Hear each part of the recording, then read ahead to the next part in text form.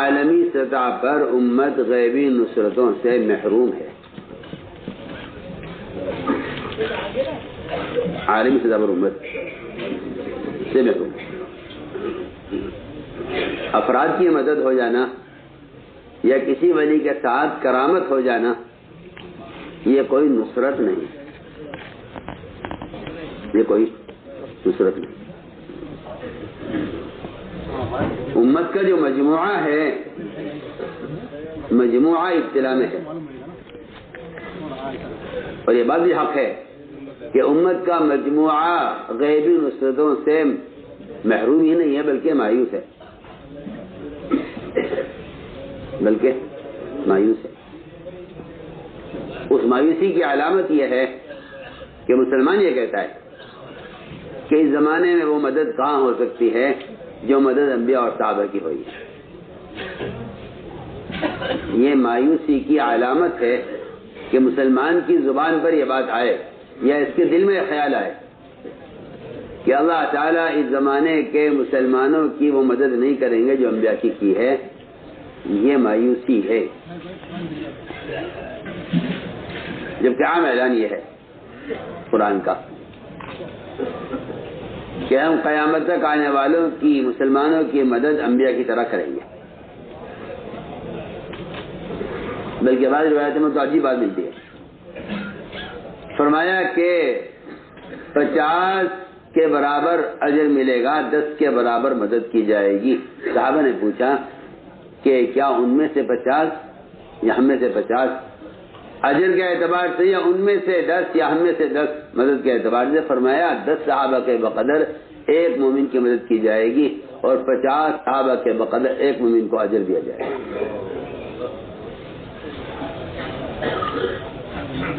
کیا وجہ ہے؟ بعض روایتیں ہیں ایسی، بعض روایتیں ایسی ہیں حضور اکرم صلی اللہ علیہ وسلم نے ان میں بعد میں آنے والوں کا درجہ بہت اونچا بتلایا ہے اور ان کی فضیلت کو بڑھایا ہے. کہیں تو آپ صلی اللہ علیہ وسلم نے صحابہ کو ساتھی اور بعد میں آنے والوں کو بھائی کہا ہے تاکہ بعد والے اس احساس سے کمتری کا شکار نہ ہوں کہ ہمیں تو وہ زمانہ ملا نہیں. بلکہ ایک صحابی نے تمنا کی، ایک صاحب نے تمنا کی، ایک صاحب نے تمنا کی، کاش ہم نے آپ صاحب کا زمانہ دیکھا ہوتا، کاش ہم بھی غزوات میں شریک ہوئے ہوتے، کاش ہم نے بھی فرشتوں کا اترنا اور غیبی مددوں کا نزول ہم دیکھتے. تو صحابی کو غصہ آ گیا اور انہوں نے یہ کہا کہ اللہ کا شکر ادا کرو کہ تم ان حالات سے نہیں گزرے. تمہیں کیا معلوم اس شدت کے زمانے میں تم ایمان پر باقی رہتے نہ رہتے.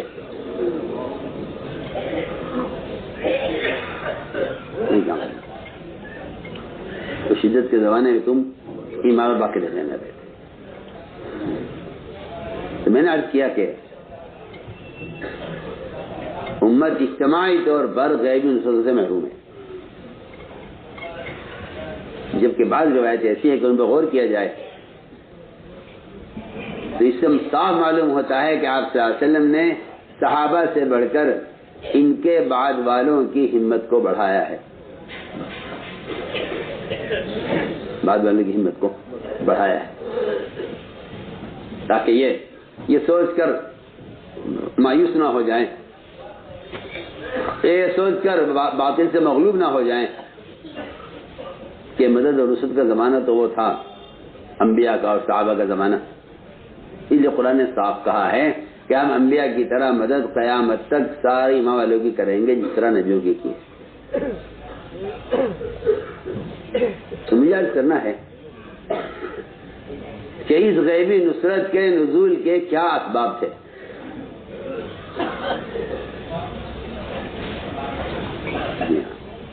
جس کی امت نے مخالفت کی ہے اور جس کا امت نے عملی طور پر انکار کیا ہے، وہ 3 اسباب نصرت ہیں. وہ تین اسباب نصرت ہیں. تین اسباب نصرت ہیں: آپس کی اجتماعیت، اتباع سنت اور دعوت اللہ.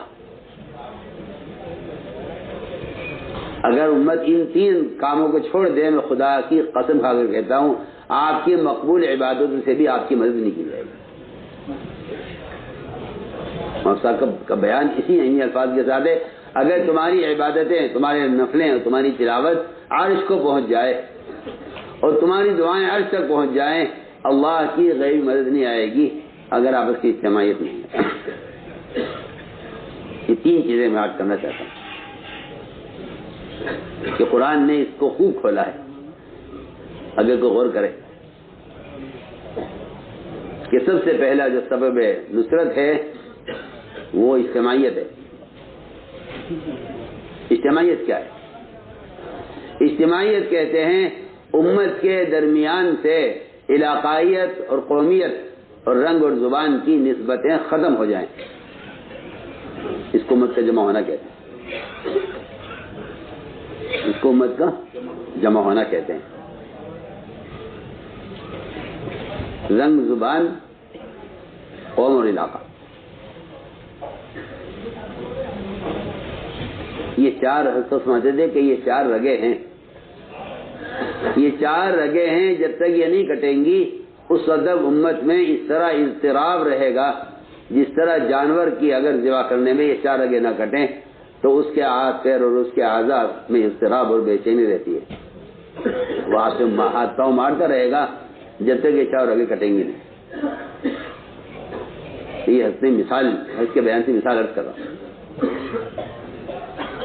کہ یہ چار رگیں کٹنی چاہیے: قوم، علاقہ، رنگ اور زبان.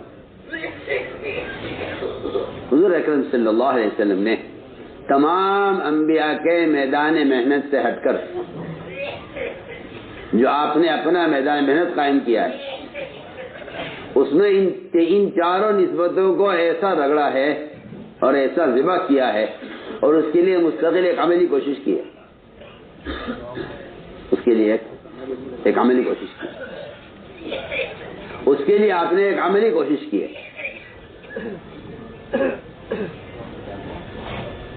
تاکہ یہ نسبتیں ختم ہوں. اس لیے میرے نزدیک جلسے، جلوس اور اجتماعات اور کسی موقع پر دین کی کسی نسبت پر جمع ہو جانا یہ کوئی امت کا اجتماع نہیں.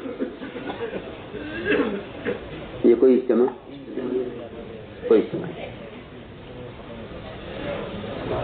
ہم پبلک کے جمع ہونے کو اجتماع کہتے ہیں.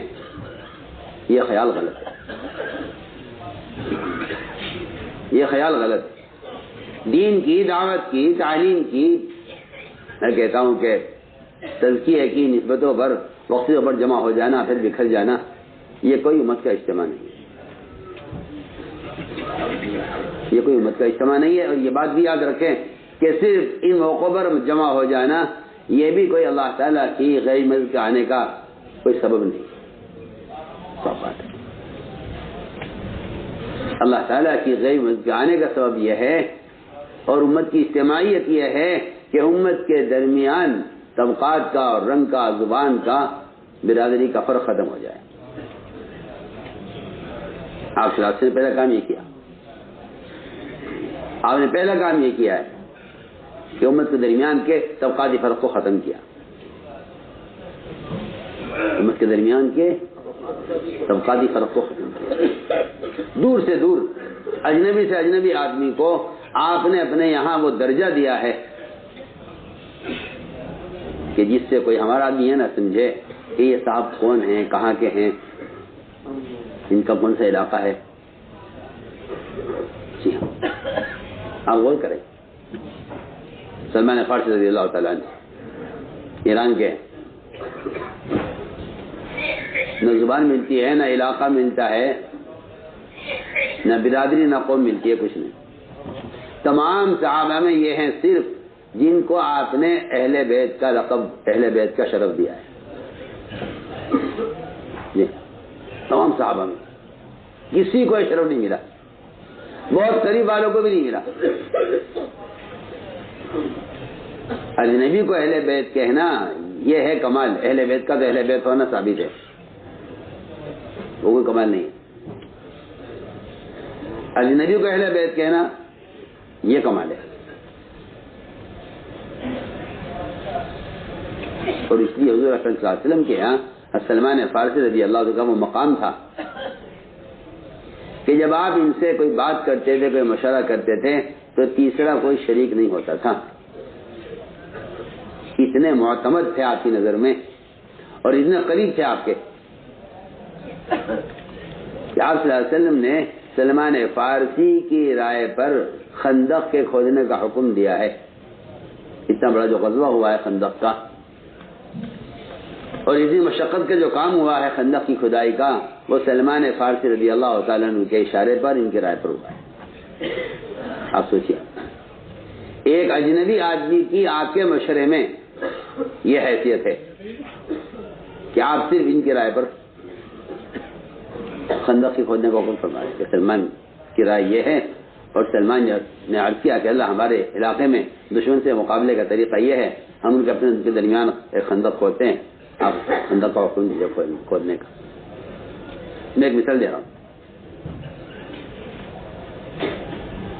ہماری نظروں میں ایک بیماری ہے، ہماری نظروں میں صاحب ایک بیماری ہے، وہ بیماری یہ ہے کہ یہ کون صاحب ہیں، یہ کون صاحب ہے، یہ ہماری نظروں کی بیماری ہے۔ اور یہ امت کے افتراق کا ایک ایسا جملہ ہے کہ میں سمجھتا ہوں کہ قرب قیامت کی نشانیوں میں سے ایک نشانی یہ بھی ہے کہ آپ کسی مسلمان کے بارے میں سوچیں کہ یہ کون صاحب ہے، کس پارٹی کے ہیں، کس خیال کے ہیں، کس ذہن کے ہیں، کس حلقے کے ہیں۔ حضور اکرم صلی اللہ علیہ وسلم پہلا کام یہ کیا کہ اجنبی لوگوں کو اپنے یہاں وہ درجہ دیا ہے، اللہ اکبر۔ جب بعض کفار جاسوسی کے لیے آتے تھے تو آپ صلی اللہ علیہ وسلم کے یہاں ان صحابہ کا مقام دیکھتے تھے جن کی حیثیت اسلام سے پہلے اپنے قبیلے میں کچھ نہیں تھی۔ حضور اکرم صلی اللہ علیہ وسلم نے حضرت عباس سے کہا تھا کہ ابو سفیان کو پہاڑ کی جو آگے نکلی ہوئی ناک ہے نو کے اس پر بٹھانا، تاکہ وہ جتنا ہمارے دستے فوج کے گزریں گے یہ ان کو دیکھیں۔ تو پہلا دستہ جو لے کر گزرے وہ عمر رضی اللہ تعالیٰ تھے۔ تو ابو سفیان نے دیکھ کر یہ کہا، عباس یہ عمر ہے جو اتنا بڑا فوج کا دستہ لے کر اور ان کا امیر بن کر چل رہا ہے، اس کی تو ہمارے زمانے میں کوئی حیثیت نہیں تھی، اس کو محمد نے کہاں پہنچا دیا۔ یہ میں مثال اس کی دے رہا ہوں آپ کو کہ یہ تو ہمارے زمانے میں ہمارے مشہور تھا کہ اگر کوئی اونٹ اسے دیا جائے گا تو یہ اس اونٹ کو بھی ضائع کر دے گا، اس کی صلاحیت اونٹ چرانے کی بھی نہیں ہے۔ لیکن ان کے یہاں آ کر یہ آدمی اتنے عزت والا بن گیا۔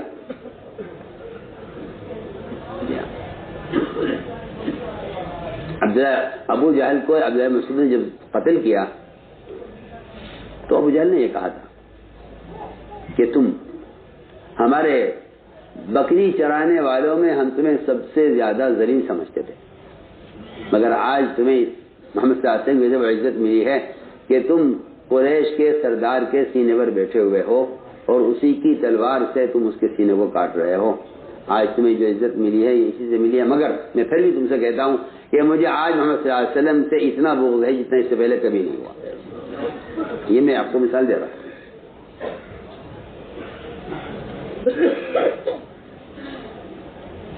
میری بات بہت توجہ سننی پڑے گی.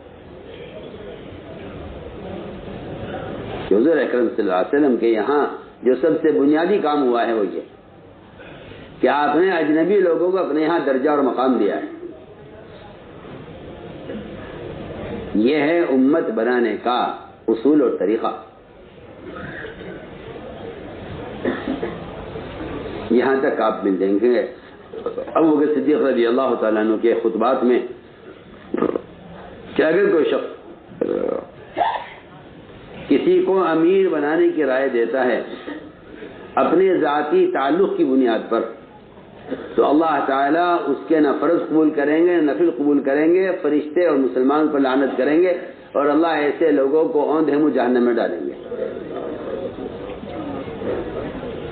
سوچیے. میں سمجھتا ہوں کہ ابو بکر صدیق رضی اللہ تعالیٰ عنہ کا یہ جملہ اللہ اکبر، میں سمجھتا ہوں کہ یہ امت کے بنانے کا ایک ایسا بنیادی اصول ہے کہ اگر تم نے یہ دیکھا کہ آدمی اپنا ہے، اس کو منصب دے دیا جائے یا اس کو عہدہ دیا جائے تو پھر اس سے فرقے بنیں گے، امت نہیں بنے گی. میں آپ سے بہت ہی گہری مثال عرض کر رہا ہوں کہ اگر کوئی شخص دین کی کسی بھی ذمہ داری میں اپنے تعلقات کی بنیاد پر کسی کو آگے بڑھاتا ہے تو اس کا مطلب یہ ہے کہ جس وقت بات فرمائی ہے کہ اللہ تعالیٰ ان کے فرائض، ان کے نوافل قبول نہیں کریں گے اور ملائکہ سے لے کر مسلمان تک اس پہ لعنت کریں گے اور اللہ اس کو اوندھ منہ جہنم میں ڈالیں گے. اس کی اتنی سخت بات کی کیا وجہ ہے؟ کہتے ہیں ان سخت بات کی وجہ یہ ہے کہ اس سے فرقے بنیں گے، امت نہیں بنے گی. امت کے بننے کے لیے تو بات یہ ہے کہ اگر یہ آدمی آپ کے علاقے، آپ کے قوم، آپ کے رنگ کا، آپ کی زبان کا نہیں ہے تو آپ یہ مت سوچئے کہ ایسے آدمی کو کیا آگے بڑھانا جو ہم میں سے نہیں ہے. جو ہم میں سے نہیں ہے وہ اپنے آدمی کو آگے بڑھاؤ تو کل کو آپ کو سپورٹ ملے گی، کل کو آپ کی مدد ہوگی، کل کو آپ کے ساتھ دینے والے لوگ ہوں گے. میں آپ سے کہنا چاہتا ہوں یہ بات کفار کہا کرتے تھے کہ محمد نے باہر کے لوگوں کو جمع کیا ہے، اگر ہمیں ساتھ رکھتے تو ہم ان کی مدد کرتے. انہوں نے اوباش لوگوں کو ساتھ رکھا ہے اپنے. یہ سب باہر کے ادھر کے لوگ جمع کیے ہیں. جی ہاں، ان کو اوباش کہتے تھے، ان کو اوباش کہتے تھے. یعنی میں آپ سے کہنا چاہتا ہوں کہ اجنبی لوگوں کو آگے بڑھانا اور ساتھ لینا، اس پر اشکال کفار کو ہوتا تھا. اس پر اشکال اعتراض پڑھیے، آپ روایت پڑھیے، آپ سیرت پڑھیے تو آپ کو پتہ چلے.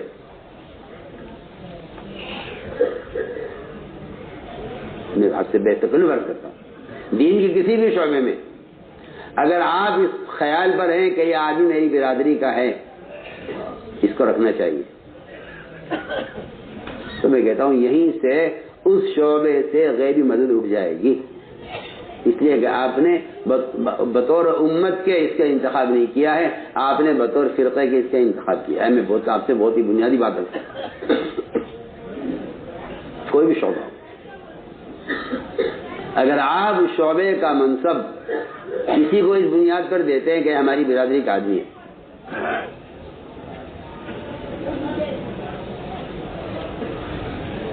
اتنا ارادہ بھی وہ اللہ کی غیر مدد کو روک دے گا. وجہ اس کی یہ ہے کہ امت کے بننے کا راستہ یہ نہیں.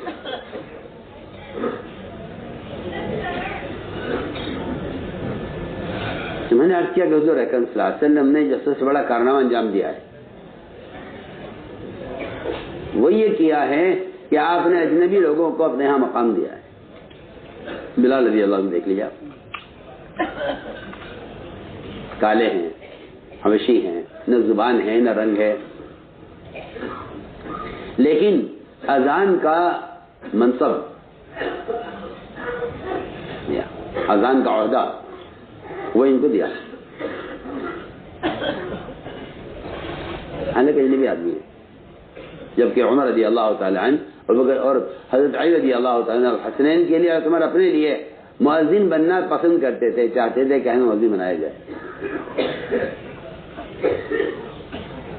عمر رضی اللہ فرمایا کرتے تھے اگر خلافت کی مشغولی نہ ہوتی تو میں مؤذن ہوتا، لیکن امور خلافت کی مشغولی کی وجہ سے اذان وقت پر نہ دے سکوں یا مشغولی کی وجہ سے یاد نہ آئے اور وقت گزر جائے، اس امانت کی وجہ سے میں، کیونکہ اذان امانت ہے، اذان امانت ہے. امام تو ضامین ہے مگر مؤذن امین ہے. مؤذن کیا ہے؟ مؤذن امین ہے، کیونکہ دو فریضوں کا مدار اذان پر ہے، نماز اور روزہ. نماز روزے کا مدار اذان پر ہے، اس لیے مؤذن کو امین کہا ہے.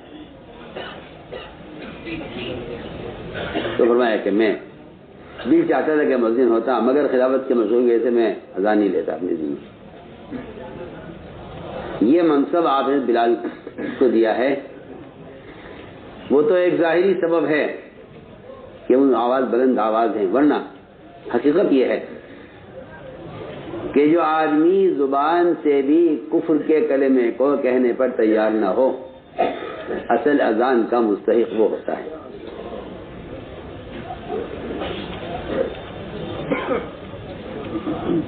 ہم تو ایسا مؤذن تلاش کرتے ہیں جس کی آواز اچھی ہو، حالانکہ اچھی آواز کا مؤذن ہونا کہیں ثابت نہیں. اچھی آواز کا مؤذن ہونا کہیں ثابت نہیں. حدیث میں اندھا سوتن ہے، آسن سوتن نہیں. اندھا سوتن، جی ہاں، کہ بلند آواز ہو.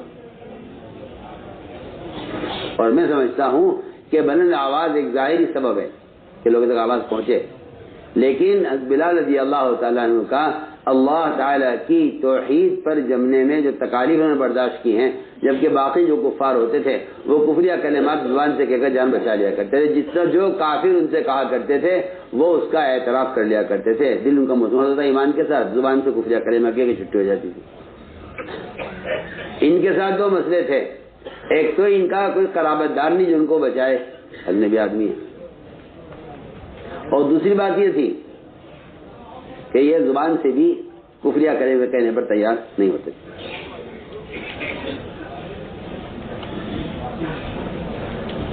تو میں سمجھتا ہوں کہ ان کا آپ نے انتخاب کیا مؤذن کے لیے، اپنے صحابہ کو یہ سبق سکھلانا تھا. اس لیے کہ بعض مواقع ایسے ہیں یہ حضور اکرم صلی اللہ علیہ وسلم کے سامنے آپ کے قرابت داروں کی تعریف کی گئی تو آپ نے فرمایا کہ تم کن کی بات کر رہے ہو؟ آج تو میدان میں جو کارنامہ فلاں نے انجام دیا ہے، حضرت علی رضی اللہ عنہ کی شجاعت مشہور ہے. حضرت علی کی شجاعت مشہور ہے، لیکن جب غزوے کے بعد کارگزاری ہوئی اور صحابہ کرام نے علی رضی اللہ تعالیٰ عنہ کے میدان میں کارناموں کا تذکرہ کیا اور یہ کہا کہ آج تو علی نے جو کام کیا ہے، حالانکہ قرابت بھی ہے اور داماد بھی ہیں اور سب کچھ ہے، شجاعت بھی ہے، تو آپ نے فرمایا نہیں علی نے کیا کام کیا جو کام ابو دجانہ نے کیا ہے. بتائیے کہاں علی رضی اللہ تعالیٰ عنہ، کہاں ابو دجانہ؟ پر آپ نے فرمایا صحابہ سے نہیں علی نے کیا کیا کام جو ابو دجانہ نے کیا ہے. آج تو میدان میں جو کام ابو دجانہ نے کیا وہ کسی نے نہیں کیا. آپ نے حضرت علی کی تعریف کرنے والوں کے سامنے بجائے حضرت علی کی تعریف سے خوش ہونے کے ان کے جواب میں ابو دجانہ کی تعریف کی. اتنے سے جملے پر جبریل آسمان سے اتر کر آئے اور آپ کے کان میں آ کر یہ کہا کہ بے شک آپ کے اخلاق کا ہی تقاضا ہے کہ آپ اپنوں کے ہوتے ہوئے پرائے آدمی کی تعریف کریں. اپنوں کے ہوتے ہوئے یہاں کوئی پرائی کی تعریف کر دے تو لوگ اعتراض کرتے ہیں. یہاں کوئی پرائی کی تعریف کر دے تو لوگ اعتراض کرتے ہیں.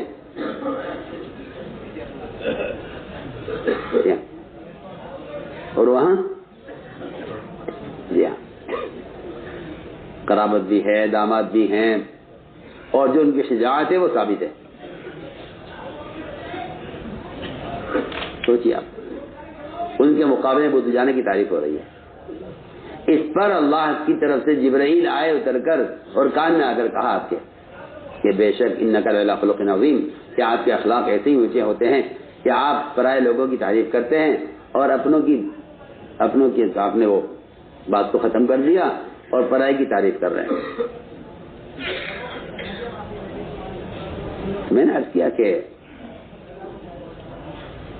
یہ بنیادی چیز ہے. حضور اکرم صلی اللہ علیہ وسلم نے اجنبیوں کو اپنا یہ مقام دیا ہے. اجنبیوں کو آپ نے یہ مقام دیا ہے، اور اس بات پر آپ صلی اللہ علیہ وسلم نے اپنے گھر والوں کی اس بنیاد پر تربیت کی ہے. یہ نہیں کہ صرف اپنی ذات کا آپ کا فعل تھا، نہیں، بلکہ آپ نے اپنے گھر والوں کی اس بنیاد پر تربیت کی ہے کہ تم اجنبیوں کے مقام کو سمجھو، اجنبیوں کے مقام کو سمجھو. سوچیے آپ،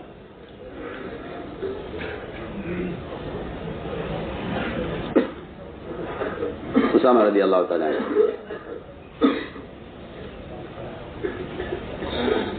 بد شکل بد رنگ مدینہ منورہ آئے تو چیچک نکل آئی.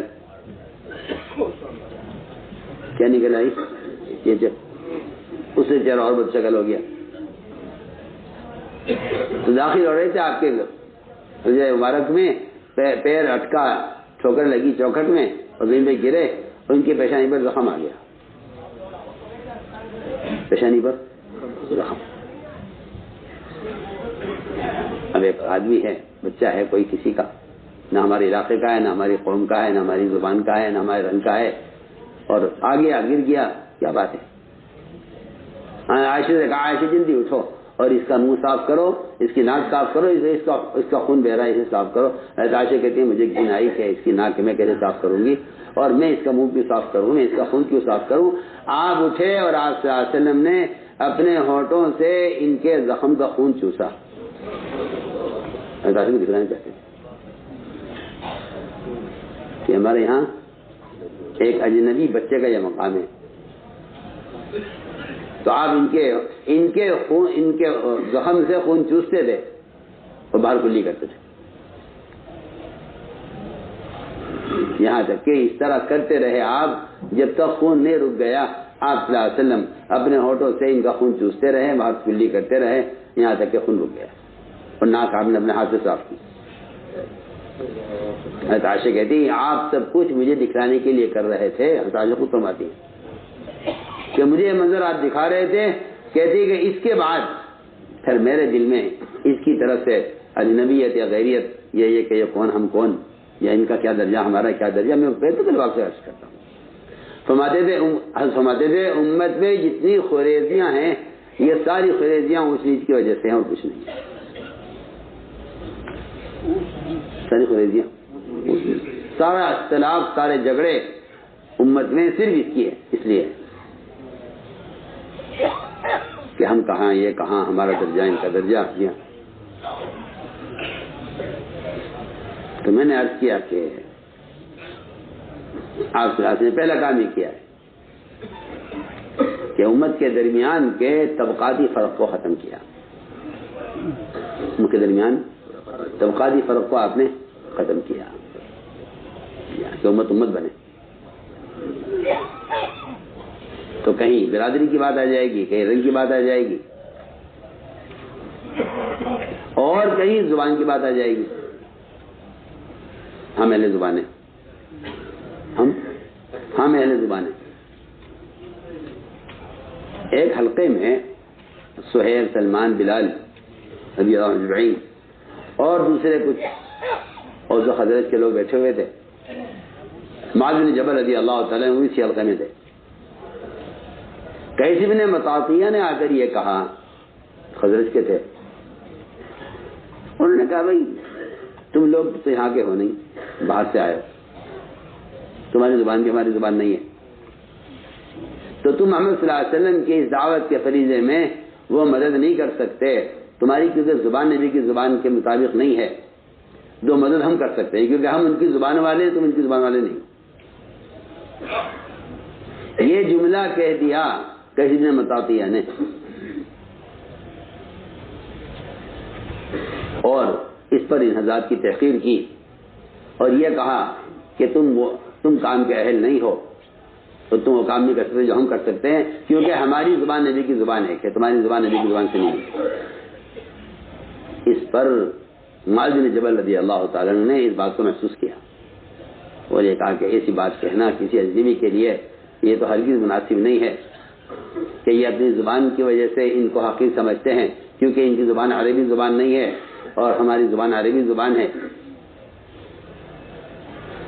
چنانچہ روایت میں ہے کہ معاذ بن جبل کو اتنا غصہ آ گیا کہ انہوں نے قیس بن مطاطیہ کا گریبان پکڑا اور کھینچ کر لے گیا آگے سے تو جا کر کے کہ رسول اللہ اس نے ان بیچارے بسطائے صحابہ سلمان صہیب بلال اجنبی لوگ ہیں باہر کے آئے ہوئے، ان سے یہ کہا ہے کہ تم اس کام کو کیا کرو گے جو ہم کریں گے، تو تمہاری زبان نبی کی زبان میں تو فرق ہے، یہ تو ہماری زبان ہے، ہمارا کام ہے۔ آپ کو اس بات پر اتنا غصہ آیا کہ آپ سیدھے گئے ممبر پر اور آپ نے بیان کیا ممبر سے، اور ممبر کے سامنے حضرت معاذ رضی اللہ تعالیٰ عنہ قیس بن مطاطیہ کا گریبان ایسے پکڑے کھڑے ہوئے تھے، ایسے ہی پکڑے کھڑے۔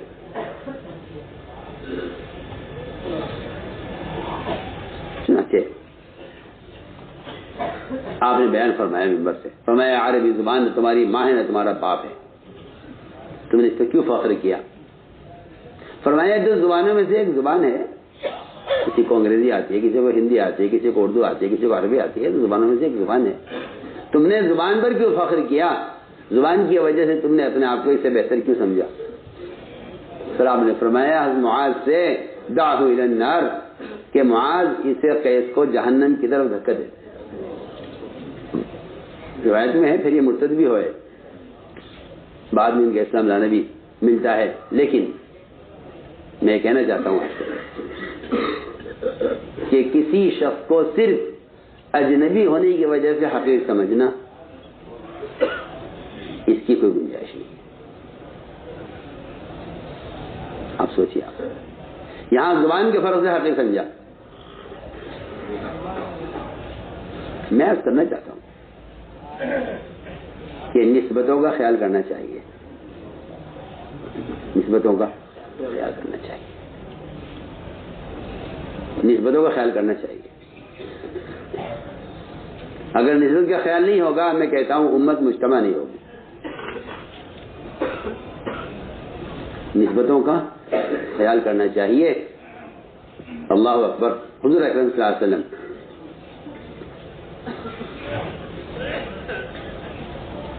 نسبت کا کتنا خیال کرتے تھے، اور آپ کی بات کے آپ کو خلفاء نے کیا نسبتوں کا خیال کیا ہے۔ اللہ اکبر، اگرچہ وہ نسبت کسی کافر سے جڑتی ہو، میں عرض کرتا ہوں نسبت کسی کافر سے جڑتی ہو۔ بدر کے جب قیدی لائے گئے تو عباس رضی اللہ تعالیٰ عنہ کی رسی اور گرہ بہت سخت باندھی ہوئی تھی، عباس کی رسی بہت سخت تھی، اور وہ سخت بننے کی وجہ سے رات کو کرا رہے تھے، ان کے کراہنے کی آواز آپ صلی اللہ علیہ وسلم سن رہے تھے، تو پوری رات آپ سوئے نہیں، یہ چاہیں 2 سال میں بڑے بھی ہیں، انہوں نے 2 سال بڑے بھی ہیں، اور پوری رات آپ کو نیند نہیں آئی۔ آپ چاہتے تو حکم دے سکتے کہ آپ بات کو کھول دو، لیکن آپ ہی نہیں فرمایا۔ کیا بات ہے؟ یہ بات یہ ہے کہ میں اگر اپنوں کی رعایت کروں تو یہ صحابہ جن کی اولادیں، جن کے قرابت دار قید میں ہیں، میں انہیں کیا جواب دوں گا؟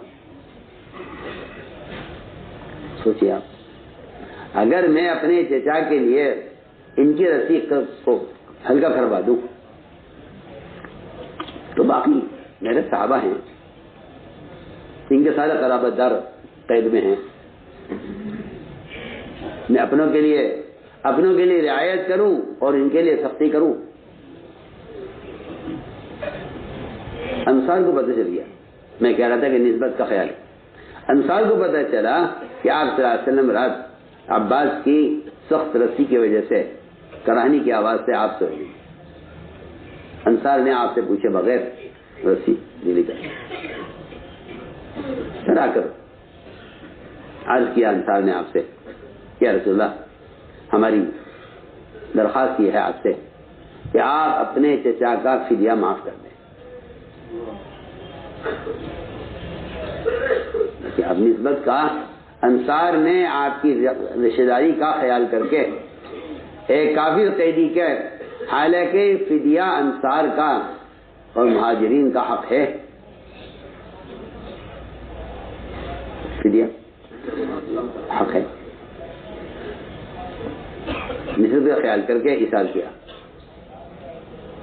نسبت کا خیال کر کے اثار کیا اور یہ کہا کہ ہماری درخواست ہے آپ سے کہ آپ عباس کا فدیہ معاف کر دیں۔ تو آپ نے فرمایا جواب میں کہ 1 درہم بھی معاف مت کرنا، 1 درہم بھی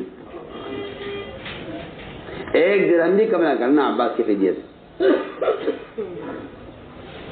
سوچیے آپ، 1 درہم بھی کم نہ کرنا عباس کے فدیے سے، 1 درہم بھی کم نہ کرنا۔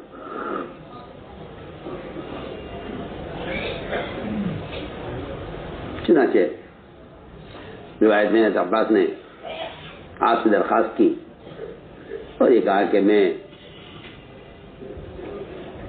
فقیر ہوں اور محتاج ہوں، میرے پاس کوئی فدیہ دینے کا انتظام نہیں ہے، آپ اگر میرا فدیہ معاف کر دیں۔ یعنی چچا ہیں، رشتے میں بڑے ہیں، عمر میں بڑے ہیں، بھتیجے سے درخواست کر رہے ہیں۔ آپ نے فرمایا عباس، تم نے ام الفضل نے چھپ کر جو سونا دفن کیا تھا مکے میں، اس سے دے دو نا فدیہ۔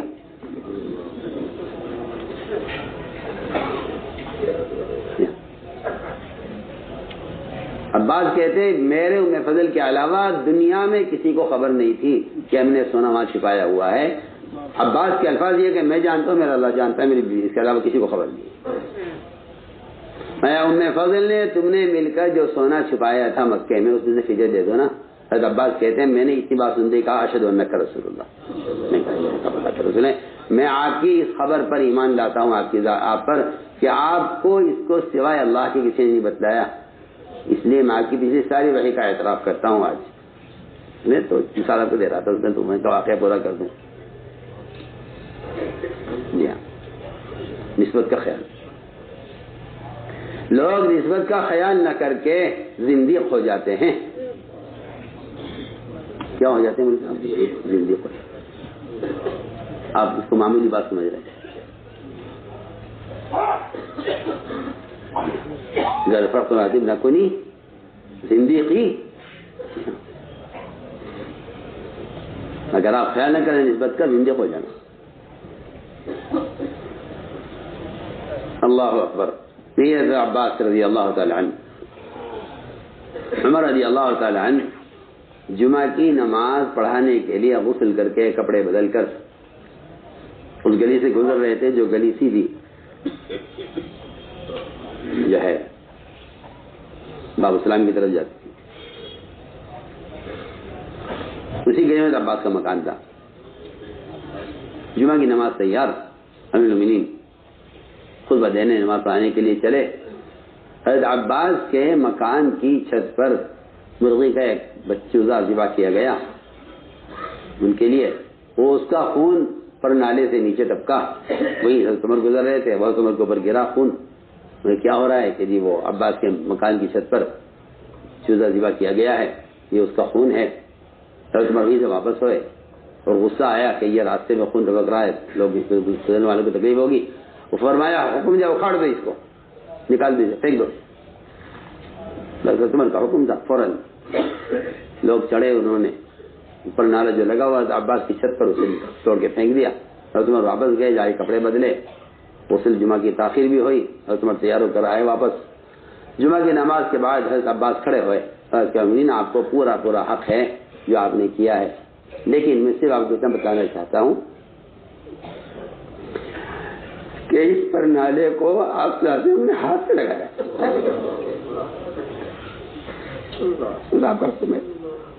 بات آپ کی معقول ہے. آپ کے عمر کی تنفیذ تو لازم ہے، پر یہ شخصی بات ہے کہ یہ پر نالا راستے میں ہے، لوگوں کو یہ ہوتی ہے اس سے. لیکن میں ایک بات کہتا ہوں، یہ پر نالا جیسا کہ احترام میں آپ سے ہمیں پہ ہاتھ سے لگائے تو میں آپ بات جلدی آؤ ساتھ لے کے گئے اور جا کے یہ کہا عمر نیچے بیٹھے گا تو عمر کے کندھے پہ کھڑے ہو. عمر نے اپنے کندھوں پہ عباس کو کھڑا کیا. تو عباس اس پر نالے کو وہیں رکھو جائیں پڑے، خون گرا کرے اور لوگوں کو تکلیف ہوا کرے، اس سے برداشت ہے. لیکن محمد صلی اللہ علیہ وسلم کے ہاتھ پہ لگایا ہوا ہم آپ کی نسبت کا خیال کریں. ابھی زمانے میں کیا برداشت کروں؟ اب کوئی نسبت کا خیال نہیں ہے، امت اس لیے بکھری ہوئی ہے، کوئی نسبت کا خیال نہیں. یہ ہے بات. تو میں نے عرض کیا کہ یہ کچھ حقائق ہیں جن پر ہر علاقے کے لوگوں کو اس کا خیال کرنا چاہیے. جی ہاں. تو میں عرض کر رہا تھا کہ آپ صلی اللہ علیہ وسلم نے امت اس طرح بنائی تھی، نسبت کا خیال. جو لوگ میدانوں میں محنت کرتے تھے آپ صلی اللہ علیہ وسلم ان کے فضائل صحابہ کے سامنے بیان کرتے تھے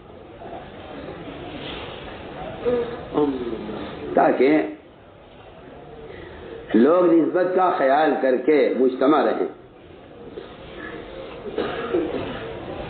کسی کے بعد ایسی گنجائش نہیں تھی کہ آپ کسی کو حقیر یا ہلکا سمجھے. سوچیے آپ، ایک صاحب حضرت میں حاضر ہوئے، ایک عام آدمی ہاتھ کٹا ہوا یہاں سے. حضرت مجھے کیا ہوا ہاتھ میں؟ کہنے لگے جی میں فلاں غزوے میں تھا، وہاں میرا ہاتھ کٹ گیا. غزوے میں ہاتھ کٹ گیا. بیٹھے رہے، تھوڑی دیر میں کھانا آیا، دسترخوان لگا. جب کھانا رکھا گیا لا کر تو انہیں خیال ہی ہوا کہ میرا ہاتھ کٹا ہوا ہے، یہ لوگ میرے ساتھ کھانا کھانا پسند نہیں کریں گے. تو یہ آہستہ سے پیچھے ہٹے اور اس کے جانے لگے. تو میں نے سمجھ لیا کہ یہ اپنے کٹے ہوئے ہاتھ کی وجہ سے ہمارے ساتھ کھانا کھانا پسند نہیں کرے گا، یا ہمارے ساتھ اس بات کو پسند نہیں کریں گے ہمارے ساتھ بیٹھے. تو میں یہاں آؤ، بٹھایا سمجھ ان کو اور فرمایا لاؤ پیالہ کھانے کا. کھانے کا پیالہ لایا گیا، کھانے کا پیالہ رکھا تھا. حضرت نے فرمایا اس شخص سے فرمایا جب تک تم اپنا یہ کٹا ہوا ہاتھ اس کھانے میں نہیں گھما دو گے ہم میں سے کوئی کھانا نہیں کھائے گا. پسند تھی اس کو. صرف اتنی بات پر کہ ہمارے ساتھیوں کے دل میں اس کے کٹا ہوا ہاتھ ہونے کی وجہ سے اس کے ساتھ کھانا کھانا لوگ پسند نہیں کریں گے. فرمایا ہم سکھلائیں گے سبق انہیں جو تمہارے ساتھ کھانا کھانے سے کراہیت کر رہے ہیں، دن کر رہے ہیں، ہمیں نہیں سکھلائیں گے سبق. چنانچہ روایت میں ہے حضرت نے حکم دیا کہ جب تک تم اس کھانے میں اپنا کٹا ہوا ہاتھ نہیں گھما دو گے ہم میں سے کوئی کھانا نہیں کھائے گا. چنانچہ حضرت عمر کا حکم تھا، اس نے اپنا ہاتھ کھانے میں ادھر گھمایا. میں سب کو حکم دیا اس میں سے کھاؤ. سوچنی ہے کتنی طبیعت میں کراہیت ہوگی. ظاہر بات ہے کوئی ہاتھ میں سے کوئی خون نہیں بہ رہا تھا ورنہ تو وہ کھانا ناپاک ہو جاتا. لیکن ہاتھ کٹا ہوا تھا. فرمایا کہ تم یہ سمجھتے ہو کہ تمہارا ہمارے یہاں کوئی مقام نہیں ہے, یہ تمہارے ہاتھ کٹنے کی وجہ سے کھانا پسند نہیں کریں گے, تمہیں ہاتھ اس میں گھماؤ گے تب ہم کھائیں گے. تو میں نے عرض کیا کہ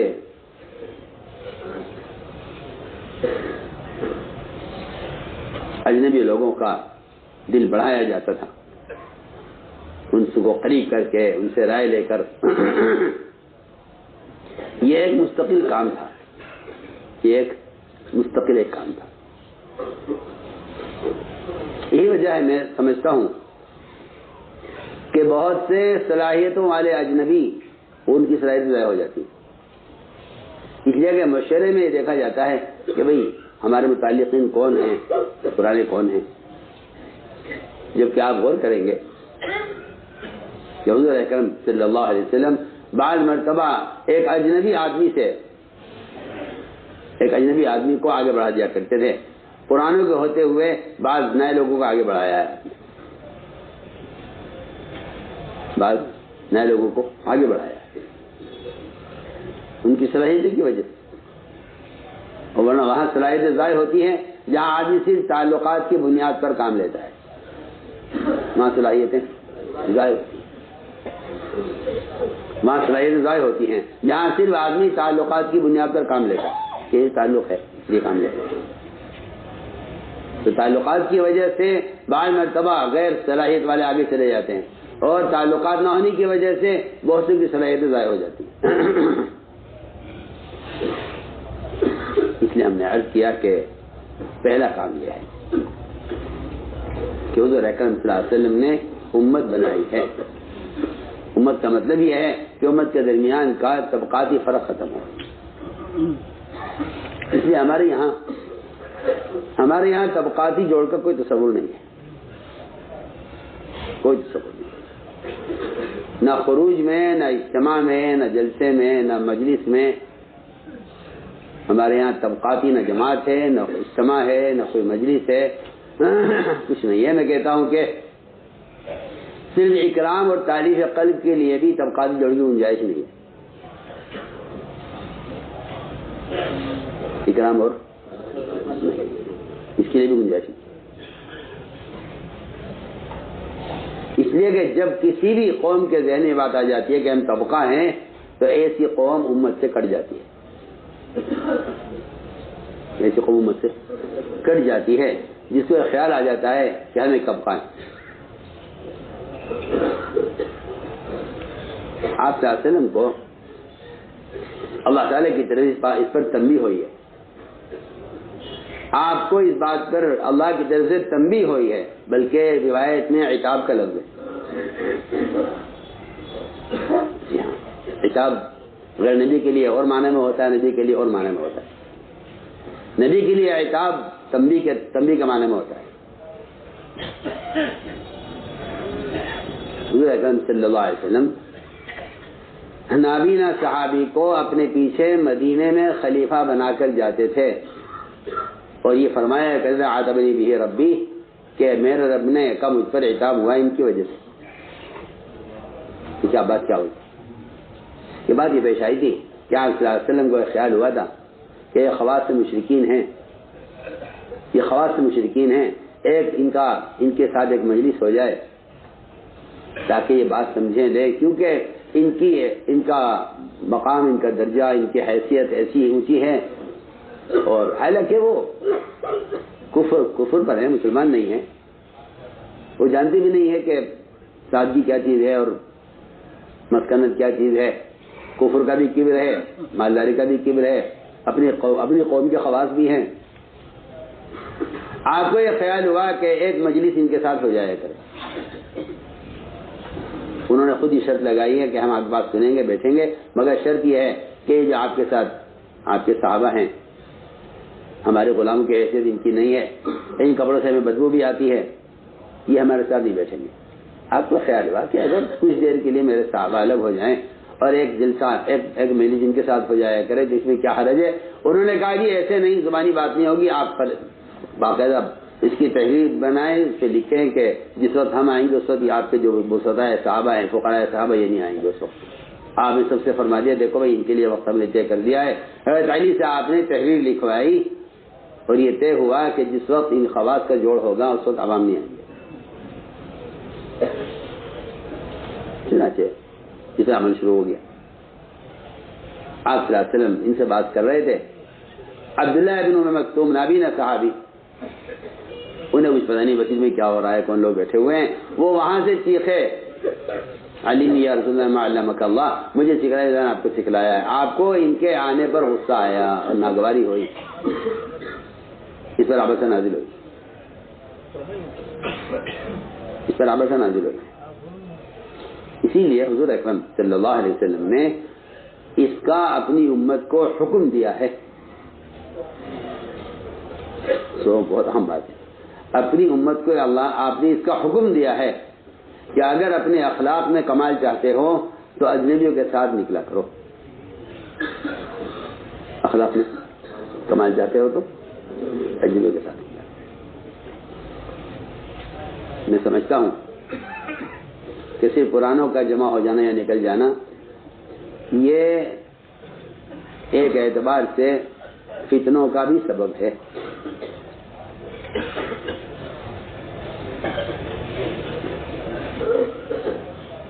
یہ فتنوں کا سبب ہے،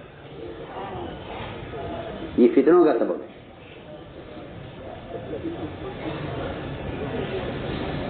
کیا میں آپ سے عرض کروں، جو پرانے حج میں آیا کرتے تھے، پرانے ملکوں سے حج میں آیا کرتے تھے، عمر رضی اللہ عنہ حج ہوتے ہی سارے پرانوں کو سب اپنے ملک میں واپس لے جاؤ، ٹھہرنا مت یہاں ٹھہرنا مت۔ کیا حکمت ہوگی اللہ کا، رسول اللہ تعالیٰ کی۔ حج کے بعد اعلان ہوتا تھا جتنے پرانے آئے ہیں حج میں جلدی اپنے اپنے ملکوں میں واپس جاؤ، اپنے کام میں لگو۔ نہیں، میں آپ کی بہت ضروری بات کر رہا ہوں کہ پرانوں کا جمع ہوتے رہنا، پرانوں کے جمع ہوتے رہنا، یہ بعض مرتبہ عوام پر محنت سے اتنا غافل کر دیتا ہے۔ جی ہاں، یہاں تک ہو جاتا ہے کہ ان کے سہ روزہ، ان کے چلے، ان کے 4 مہینے، ان کے گشت، ان کا خروج، وہ بالکل ایک بہت ہلکے درجے کا کام ہو کے رہ جاتا ہے۔ وہ سمجھتے ہیں کہ عوام کی سطح ہے، ہم تو اس سے آگے بڑھ چکے ہیں بہت، اور اب تو ہماری سطح اس کام کے نہیں رہ گئی ہے، اب تو عالمی تقاضے اور عالمی مشورے ہمارے ذمے ہیں، اب تو یہ کی زمانے کی بات کر رہے ہوں۔ ہم اس سطح سے گزر چکے ہیں، سمجھتے ہیں یہ کوئی کورس تھا جسے ہم کر چکے ہیں۔ میں سمجھتا ہوں کہ یہ فتنوں کا سبب ہے، یہ فتنوں کا سبب ہے۔ حضرت عمر رضی اللہ عنہ کا یہ معمول کہ وہ حج میں اعلان کر دیا کرتے، حج ہوتے ہی سب پرانوں کو اپنے اپنے ملکوں میں جاؤ، کام میں لگو جاؤ۔ تم اگر یہاں مجتمع رہے کچھ وقت، تمہارا عوام کے ساتھ رہنا یہ تو عوام کی ساری متریبت کا سبب بنے گا، تمہارا ان کو چھوڑ کر آپس میں مجتمع رہنا کہ یہ تمہارے درمیان فتنوں کو پیدا کرے گا۔ صاف صاف بات موقع کے بیان میں ہے، پرانوں کے بیان میں ہے کہ پرانوں کا جمع ہونا وہ تو صرف کچھ وقت کے لیے جمع ہونا، اصل بکھرنے کے لیے، اصل بکھرنے کے لیے۔ ایسا نہیں ہے کہ تم اپنے کاموں میں رہو، کاروبار میں اور اپنے کام میں رہو، اور جب تمہیں جمع کیا جائے مشکل تو تم جمع ہو جاؤ، یہ کوئی اجتماع نہیں ہے۔ ان کا مختلف جماعتوں کے ساتھ بکھر کر رہنا یہ ان کی ایک حقیقت ہے کہ جو آدمی جتنا عمومی میدان میں رہے گا اللہ تعالی کی طرف سے اس پر کام کے شکلیں اور کام کے تقاضے اتنے کھلیں گے، وہ اتنی ترقی کریں گے تو جتنا عموم میں رہے گا، جتنا عموم میں رہے گا۔ یہ کہتا ہوں کہ یہ ایک حقیقت ہے، یہ ایک حقیقت ہے کہ عالم ہے مبلغ، عالم ہو مولوی صاحب یا مبلغ ہو، عالم ہے مبلغ ہو، یہ جتنا عموم میں رہیں گے ان کے کام میں اتنا ہی زیادہ تفقہ اور ان کے کام میں اتنا ہی زیادہ کی گہرائی پیدا ہوگی. یہ حقیقت ہے. عالموں میں دیکھو جتنا یہ عموم میں رہیں گے ان اللہ تعالیٰ میدان کے حالات ان پر کھولیں گے، کیونکہ امور مشرع کا تعلق میدان سے ہے، تجربات سے نہیں ہے اور معلومات سے بھی نہیں ہے. جی ہاں، امور مشرع کا تعلق قدامت سے نہیں ہے، امور مشرع کا جو تعلق ہے اصل میدان سے ہے. جو جتنا میدان میں زیادہ رہے گا، میں سمجھتا ہوں کہ ایسے لوگوں کا مشورہ ترقی کرے گا اور ان کے مشوروں میں تقاضے اتنے ہی آئیں گے جتنے ان کے مشورے والے میدان میں رہیں گے. یہ میرا یہ تجربہ ہے کہ وہ میدان میں رہتے، ان کی سوچ بہت محدود اور ان کے عزائم بہت کمزور ہوتے ہیں. سوچ بہت محدود، عزائم بہت کمزور، جو میدان میں نہیں رہتے گے. وہ تو میدان میں رہنا آدمی کے اندر ایک تقاضا پیدا کرتا ہے اور اس سے آدمی کا اندر عزم بنتا ہے. اصل عزم بنتا ہے میدان میں رہنے سے. تو ہم نے عرض کیا کہ ایک بات یہ ہے کہ عموم میں رہو.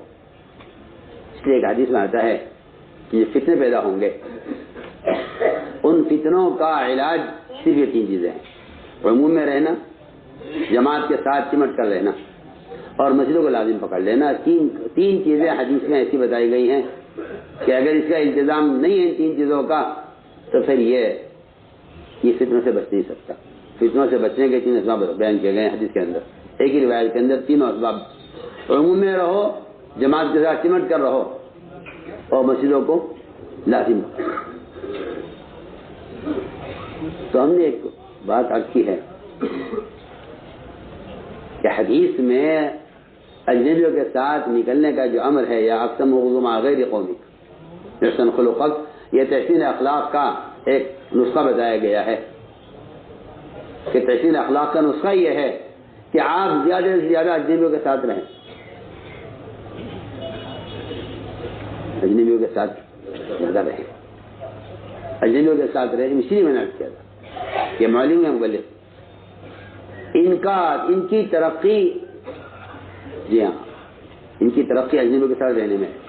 صحابہ خود فرماتے ہیں ہمارے علم میں جو اضافہ ہوتا تھا وہ جاہلوں کے سوالات سے. سوچیے اس بات پہ غور کیجیے. صحابہ آپ کی خدمت میں رہتے تھے، وہ کہتے ہیں ہمارے علم میں اضافہ ہوتا تھا اعراب اور جو ہے کیا کہتے ہیں دیہاتی لوگوں کے سوالات سے.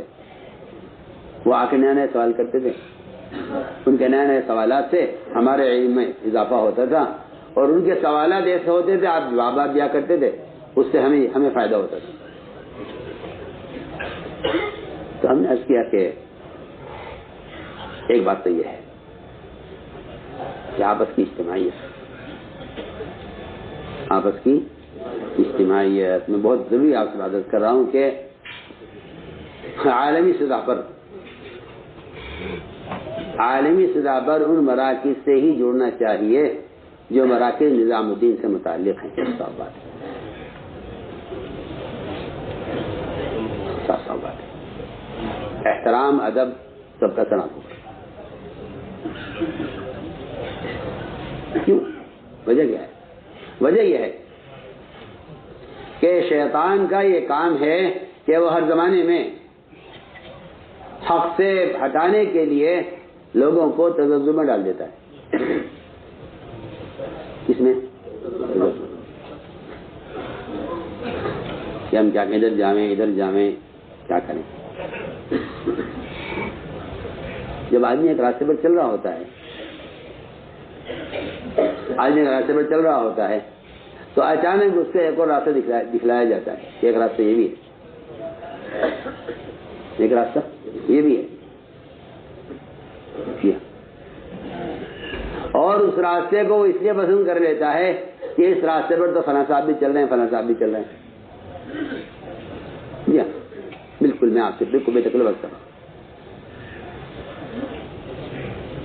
جب حضور اکرم صلی اللہ علیہ وسلم احد کے لیے نکلے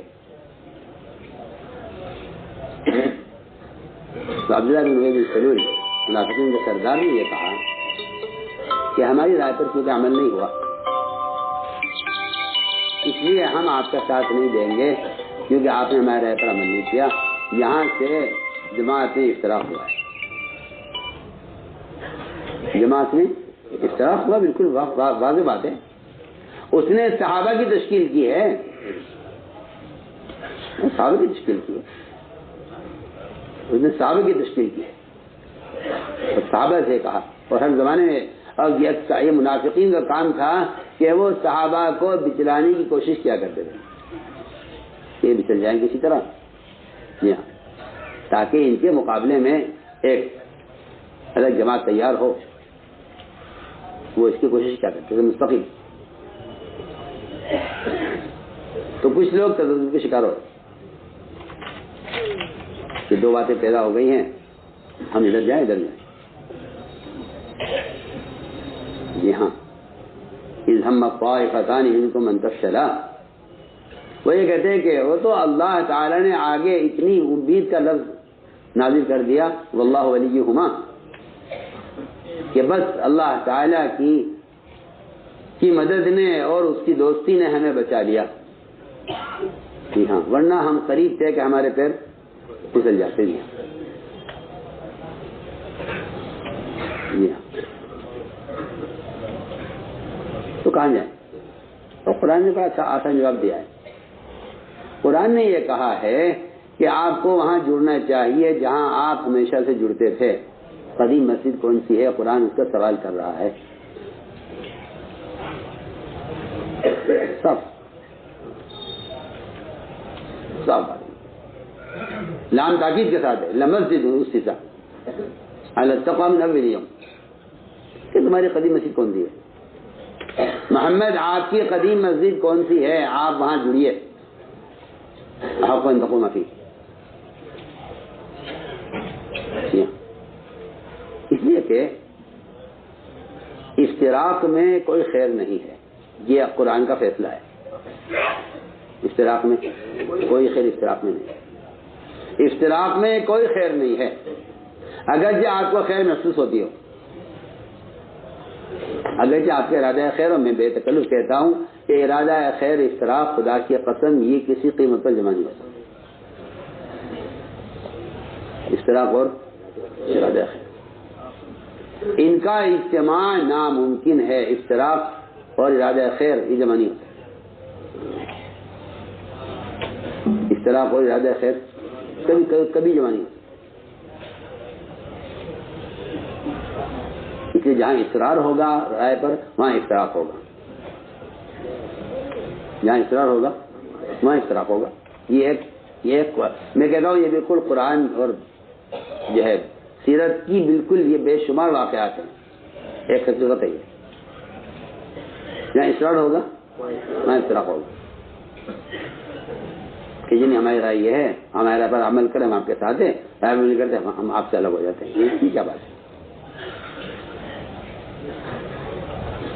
اعتزال کی اجازت صرف کھلے کفر پر ہے.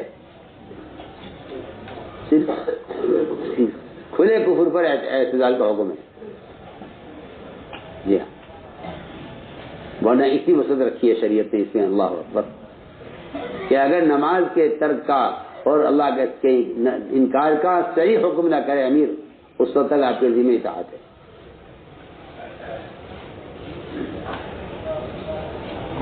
تو میں نے عرض کیا کہ اشتراک اور ارادہ خیر یہ دونوں چیزیں جمع نہیں کبھی جمع نہیں ہو سکتی. قرآن نے صاف انکار کیا ہے اس کا. قرآن نے اس کا انکار کیا ہے بالکل اور اس کو قرآن نے سب سے بڑا جھوٹ کہا ہے. سب اشتراک میں خیر کا نظر آنے کو قرآن یہ کہتا ہے واللہ یشہد انہم لکاذبون کہ اللہ اس بات پر گواہ ہے کہ یہ جھوٹے ہیں. اس کی وجہ یہ ہے کہ اشتراک کے اندر کوئی خیر نہیں. اشتراک میں کوئی خیر نہیں ہے ورنہ انہوں نے تو سارے خیر کے چاہنے کے لیے ساری تاکیدات جمع کر لی تھی. لام تاکید کا حلف تاکید کے لیے، لام تاکید کے لیے، حلف تاکید کے لیے، نون تاکید کے لیے، اور ان اور اللہ نفی اور استثناء یہ بھی تاکید کے لیے ہوتا ہے.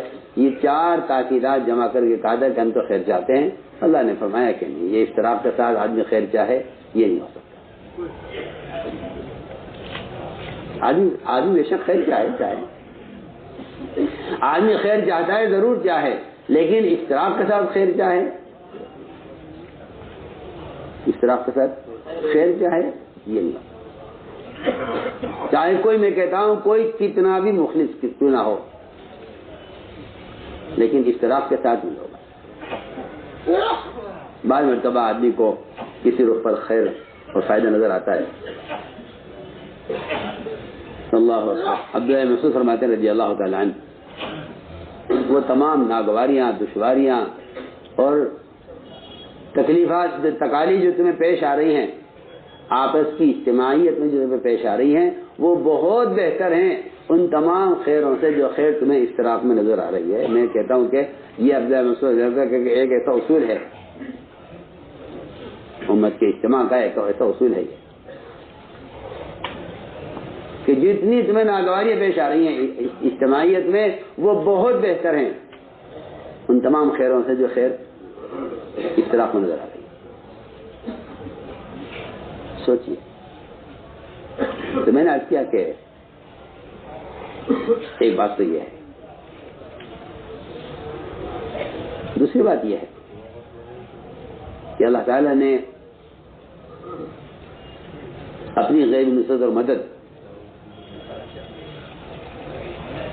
جس سے آپ چاہتے کی مدد کی ہے، وہ مدد کا دوسرا سبب وہ اتباع سنت ہے. وہ اتباع سنت. اس معاملے میں اللہ مجھے معاف فرمائے، کام کرنے والوں کو اس معاملے میں کمی نظر آتی ہے، کیونکہ جو لوگ گنجائش تلاش کرتے ہیں اور رخصت تلاش کرتے ہیں، جو آدمی جتنا رخصت تلاش کرے گا اس کے لیے سنتیں اتنی بھاری ہوتی چلی جائیں. مجھے اس بات پر حیرت ہے، مجھے اس بات پر انتہائی حیرت ہے کہ لوگوں نے یہ مزاج بنایا کہ فرائض میں تو آپ کے لیے اجبار ہے، سنتوں میں اختیار ہے. فرائض میں اجبار، سنتوں میں اختیار. جی میں کہتا ہوں حماقت ہے، حماقت ہے، حماقت کہ فرائض میں اجبار، سنتوں میں اختیار. کیا آپ دیکھ لو، اگر موقع ہو، طبیعت ہو، موقع ہو، حالات ہوں، ماحول ہو، اور کوئی آدمی آپ کو اس میں کوئی دشواری پیش نہ آ رہی ہو، جی ہاں، جس میں آپ کو دشواری پیش نہ آ رہی ہو تو آپ سنت پر عمل کیجیے. جی ہاں، ورنہ میں آپ سے بے تکلف کہتا ہوں، میرے اس کا پورا یقین ہے اللہ اکبر کہ جو جتنی تکلیف کا آدمی فرائض کے لیے مکلف ہے، اللہ کی قسم سنت کے لیے بھی اتنا ہی مکلف ہے. میری بات آپ سے نہیں آئے گی، مجھے معلوم.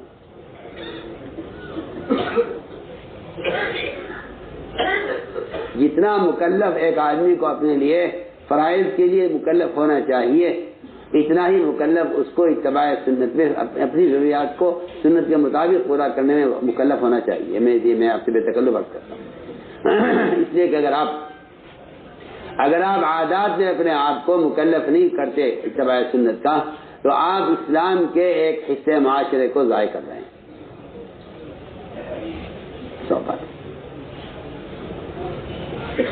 کیونکہ جس رعب سے مدد کی گئی آپ صلی اللہ علیہ وسلم کی، وہ رعب قیامت تک کے لیے اتباع سنت میں رکھ دیا گیا ہے. وہ رعب قیامت تک کے لیے اتباع سنت.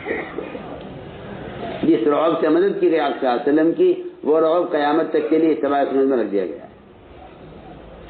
نصرت بالرعب جو ہے، یہ اس کی دوسرا سبب اس کا یہ ہے، اس کا دوسرا سبب یہ ہے اتباع سنت.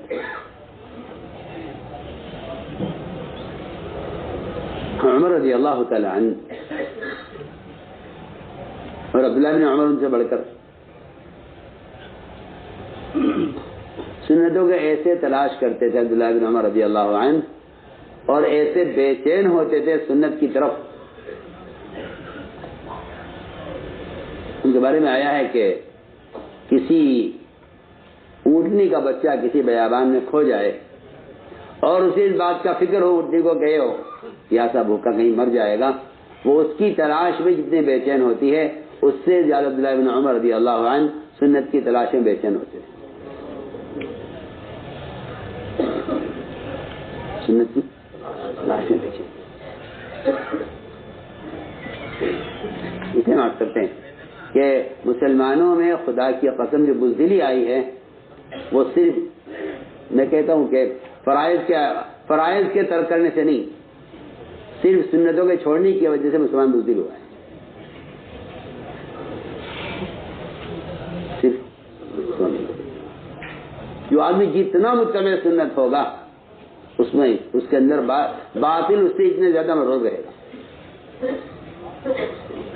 جتنا متبع سنت ہوگا باطل اس سے اتنا مروب ہوگا جو اتنا متبع سنت ہوگا. آپ کے وسلم کی اللہ نے مدد کی ہے اس رعب کے ذریعے. آپ اندازہ کریں کہ اتباع سنت میں کتنی شجاعت ہوگی، اتباع سنت میں کتنی شجاعت ہوگی، اتباع سنت میں کتنی شجاعت ہوگی. آپ اس سے اندازہ کریں. آپ صلی اللہ علیہ وسلم نے پشن لگوایا، پسینہ لگوایا اور بدن کا فاسد خون نکلوایا. آپ نے علاج ہے وہ فاسد خون نکال کے رکھا ہوا تھا پیالے میں کہیں پھینکنے کے لیے. عبداللہ بن زبیر سے کہا لو یہ لو اور کہیں ایسی جگہ دفن کر کے آؤ جہاں کوئی اس تک نہ پہنچ سکے. وہ گئے جا کر غائب کر کے آ گئے. آپ نے پوچھا کہاں غائب کیا؟ کہ میں نے ایسی جگہ جس کو غائب کر دیا ہے، دفن کر دیا ہے، وہاں کوئی پہنچ نہیں سکتا. فرمایا سچ بتلاؤ کیا کیا ہے تم نے؟ پیا ہے اس کو؟ کیا کیا میں نے اس کو پی لیا. آپ کے بدن کا نکلا ہوا فاسد خون عبداللہ بن زبیر نے پیا ہے. اللہ اکبر. پہلی بات تو یہ ہے کہ اللہ نے جہنم آگ حرام کر دی. آپ نے فرمایا کہ اللہ نے تم پر جہنم کی آگ کو حرام کر دیا ہے، کیونکہ نبی کا خون جہنم میں جائے تو کوئی تصور نہیں کر سکتے اس کا کوئی. دوسری بات یہ ہے کہ آپ کے بدن میں ان کے بدن میں آپ کا فاسد خون پہنچا ہے. اس نے وہ شجاعت کی ہے اللہ اکبر کہ پتھر برس رہے تھے اور یہ بے تکلف کھڑے نماز پڑھ رہے تھے. اور یہی بات تھی کہ وہ اس کا اثر تھا کہ وہ ناحق بات کے لیے تیار نہیں. میں کہتا ہوں آپ سے جو آدمی جتنا متبع سنت ہوگا، اگر محمد صلی اللہ علیہ وسلم کے بدن سے نکلے فاسد خون کا یہ اثر ہے، عبداللہ بن زبیر ناحق مطالبے کے لیے تیار نہیں ہوئے.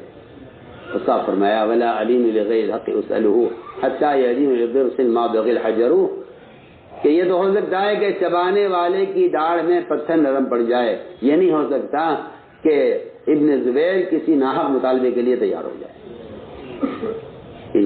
کہ ہم ناحق بات کے لیے ہم نرم پڑ جائیں، نہیں ہو سکتا. یہ ہو سکتا ہے کہ چبانے والے کی داڑھ میں پتھر نرم پڑ جائے، جو ناممکن بات ہے، لیکن یہ نہیں ہو سکتا کہ ابن زبیر ناحق بات کے لیے نرم پڑ جائے. نہیں سوچیے آپ صلی اللہ علیہ وسلم کی کا ایک بال آپ کے بدن سے ٹوٹا ہوا ایک بال، آپ کے بدن سے ٹوٹا ہوا ایک بال، میں آپ کو سنت پر رعب کی مثال دے رہا ہوں. ایک بال آپ کے جسم کا ٹوٹا ہوا، اس کو خالد رضی اللہ تعالیٰ عنہ نے اپنے عمامے کے اندر رکھا ہوا تھا. وہ اس عمامے کو رکھ کر سر پر جس میدان میں بھی اتر جاتے تھے، صرف آپ صلی اللہ علیہ وسلم کے بال کی وجہ سے اللہ تعالیٰ مدد فرماتے تھے اور یہ بڑے سے بڑے مجھ پر غالب آ جاتے ہیں، بڑے سے بڑے لشکر پر غالب آ جاتے ہیں، صرف آپ کے بال کی برکت ہے۔ ایک موقع ایسا آیا کہ اچانک نکل گئے اور وہ عمامہ گھر بھول گئے جس میں وہ بال رکھا ہوا تھا، اور کوشش کرتے رہے، فتح نہ ہوئی، اور ایسا موقع آ گیا کہ مشرکین نے گھیر لیا ان کو چاروں طرف سے۔ ان کی بیوی کو خیال آیا کہ ارے یہ عمامہ یہاں رکھا میں رکھے چھوڑ گئے۔ ان کی بیوی نے وہ عمامہ لیا اور اپنے آپ کو اچھی طرح پردے سے ڈھانکا اور سواری پر گھوڑا پر سوار ہوئی، تلوار ہاتھ میں لی اور سیدھے میدان میں پہنچی، اور اپنے یعنی مشرکی جو گھیرا ہوا تھا خالد کو انہیں قتل کرتی ہوئی آگے بڑھتی رہی۔ لوگ حیران تھے کہ یہ کوئی فرشتہ ہے، کوئی جن ہے جو اتنی قوت کے ساتھ مشرکین کو قتل کر رہا ہے، آخر یہ کوئی جن ہے یا فرشتہ ہے؟ دیکھے تصور عورت کا تصور بھی نہیں تھا۔ انہوں نے سر سے لے کر پیر تک اپنے آپ کو اتنا چھپایا ہوا تھا پردے سے کہ کہیں سے ان کا کوئی کھال نظر نہیں آتی تھی۔ سب کو قتل کرتے ہوئے حضرت خالد تک پہنچ گئی، اور جتنا مشرکین نے حلقہ لگایا ہوا تھا ان پر انہیں سب کو قتل کیا۔ حضرت خالد نے آواز دے کر کہا کہ تو بتلا دی کیوں نہیں تو جن ہے یا فرشتہ ہے؟ تو اس نے قریب جا کر کہا میں آپ کی بیوی ہوں اور آپ یہ عمامہ وہاں بھولائے تھے، میں کہتا ہوں آپ سے کہ محمد صلی اللہ علیہ وسلم کے بدن سے ٹوٹے ہوئے بال کے اندر اتنی طاقت ہے تو آپ کے بدن سے نکلنے والے اعمال کی کیا قوت ہے؟ کیوں نہیں سمجھا؟ سوچیے، بہت معمولی سمجھتے ہیں، سنتی رہتی ہے۔ تو میں نے عرض کیا کہ اتباع سنت کا رعب، اتباع سنت کا اتنا پریشان تھا فارس کا بادشاہ کہ اگر عمر زمین پر ہے تو میری بادشاہت کو خطرہ ہے۔ بتائیے، 1 مہینے کے مسافت کا رعب آپ کا تھا، 1 مہینے کے مسافت کا رعب عمر کا بھی ہے۔ جس رعب سے آپ کی مدد کی ہے بعین ہی، اسی رعب سے عمر کی مدد ہو رہی ہے۔ عمر رضی اللہ تعالیٰ عنہ نے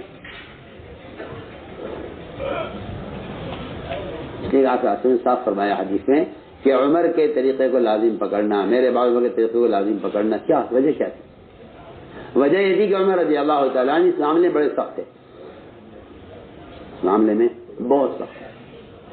اللہ مجھے معاف کرے، اب تو ہمیں شکایت بھی ہوتی ہے اس بات سے کہ اچھے پڑھے لکھے ماشاءاللہ جن کو اللہ نے علم بھی دیا ہے، وہ بھی اس میں ہے کہ بھئی دیکھ لو سنت پر کہاں تک عمل کر سکتے ہو، کہاں تک نہیں کر سکتے۔ وہ مجھے تعجب ہوتا ہے کہ سنت سے ہٹ کر جواز کا فتویٰ دے دیتے ہیں۔ مجھے حیرت ہوتی ہے کہ کیسے جرت ہو جاتی ہے،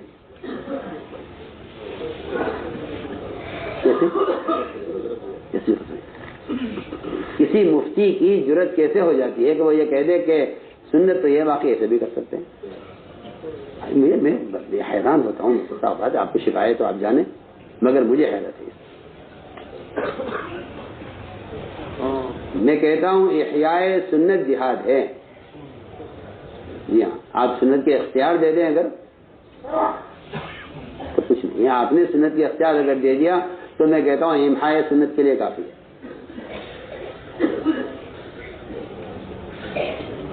امحاء سنت کے لیے کافی ہے۔ کہتے کہ بھائی ٹھیک ہے، یہ تو یہ کر لیتے تو بہتر تھا، باقی یہ بھی کر سکتے ہیں۔ بات کہنا یہ چاہیے کہ اگر آپ اتنے سخت بیمار ہیں کہ آپ فی الوقت اس سنت پر عمل کرنے میں آپ کے بدن کو خطرہ ہے تو آپ ندامت اور مجبوری کے ساتھ اس سنت کو فی الحال چھوڑ سکتے ہیں۔ اگر آپ یہ قیدیں نہیں لگاتے ہیں تو پھر آپ نے مسلمان کو سنت کا متبادل کا راستہ دکھلا دیا۔ میں کہتا ہوں یہ کوئی جواز نہیں ہے، یہ کوئی جواز نہیں ہے، یہ کوئی جواز کا راستہ نہیں ہے کہ آپ مسلمان کو سنت کا متبادل پیش کریں، یہ کوئی راستہ نہیں ہے، صرف سنتی راستہ ہے۔ یعنی یہ کہنا بہتر تو یہ تھا، کتنی گھٹیا بات ہے، کتنی گھٹیا بات ہے، کتنی گھٹیا بات ہے کہ آپ یہ کہیں بہتر تو یہ تھا، یوں کر لیتے، یوں بھی کر سکتے ہیں۔ آپ کیوں کہہ رہے ہیں یوں بھی کر سکتے ہیں؟ اس کا مطلب یہ ہے کہ آپ کو سنت پر اصرار نہیں ہے، آپ کو صرف فرائض پر اصرار ہے۔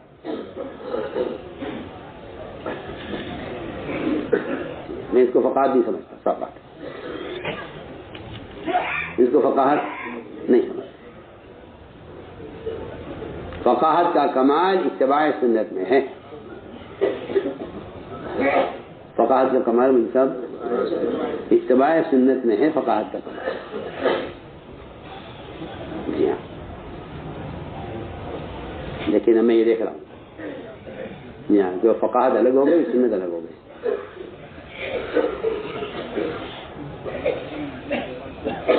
کیا میں عرض کروں آپ سے، ہم اپنی فقاہت سے ملازم تو بنا لیں گے لیکن مجاہد نہیں بنا سکتے۔ فقاہت سے آپ ملازم بنا دیں گے، بھائی آپ ملازم ہیں، آپ کے لیے گنجائش ہو جائے گی، مل گیا آپ کو فتویٰ، آپ ان سے ملازم ہیں نا، آپ کے لیے گنجائش۔ آپ نے ملازم بنایا، ملازم کا مطلب یہ ہے کہ آپ نے مسلمان کو کافر کے قانون کے تابع کر دیا، یہ کہہ کر کیا آپ ایسا کر سکتے ہیں؟ کیوں کیا آپ نے مجاہد کے لیے تیار کیا، آپ مجاہد تیار کرتے، آپ مجاہد تیار کرتے، آپ یہ کہتے کہ آپ اس سنت کے ساتھ ملازمت کا جہاد کریں، آپ اس سنت کے ساتھ، ہاں اس سنت کے ساتھ آپ ملازمت کا جہاد کریں، آپ جہاد کریں کہ بھائی میری یہ سنت ہے، ہمارا یہ طریقہ ہے، ہم اس کے بغیر نہیں کر سکتے کام، بات ختم۔ میں کہتا ہوں، میں تو عام طور سے کہتا ہوں کہ کیوں تم ایسی ملازمت کیوں تلاش کی تم نے جس میں فنا سنت چھوٹ رہی تھی، کیوں تلاش کی آپ نے؟ آپ مٹی ڈھو لیتے، آپ مٹی ڈھو لیتے، کیا بات ہے؟ کیا ضروری ہے کہ آپ ایسی ملازمت تلاش کریں، اس کے لیے تیاری کریں جہاں ایک سنت ختم ہوتی ہو، پھر آپ جا کے استفسار کریں کہ جی وہ فلاں ملازمت ہے، یہ سنت ہے، میں کیا کروں؟ تو بھائی مجبوری ہے، اس میں آدمی کیا کر سکتا ہے؟ میں حیران ہوں کہ آپ اللہ کا قانون تو کافر میں پیش نہیں کرتے، کافر کا قانون اللہ کے سامنے پیش کرتے ہیں کہ اللہ میں کیا کروں، کافر یہ کہتا ہے۔ جی عجیب سوچ ہے آپ لوگوں کی، عجیب سوچ۔ ہاں دیکھیے، سارے غلام بنے ہوئے حکومتوں کے، اور اللہ سے کہتے جی میں کیا کروں، ان کا قانون یہ ہے۔ شرم آنی چاہیے مسلمان۔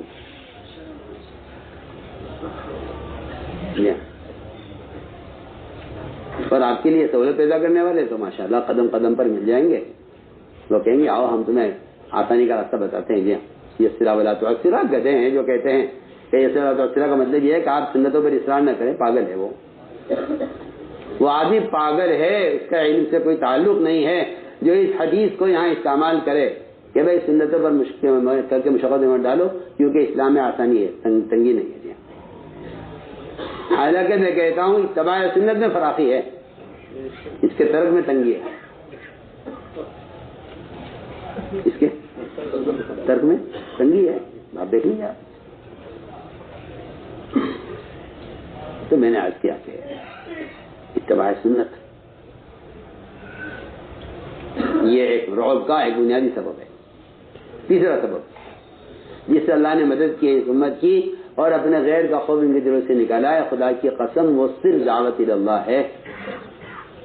آپ کی نماز، آپ کا روزہ، آپ کا حج، آپ کی زکوٰۃ، آپ کے ذکر و تلاوت، آپ کی انفرادی اعمال کتنے بھی زیادہ ہوں اور کتنے بھی صفت احسان سے مزین ہوں، لیکن میں آپ سے قسم کھا کر کہہ سکتا ہوں کہ مسلمان کے پاس دعوت اللہ سے بڑھ کر کوئی دفاعی طاقت نہیں ہے، کوئی دفاعی طاقت نہیں ہے۔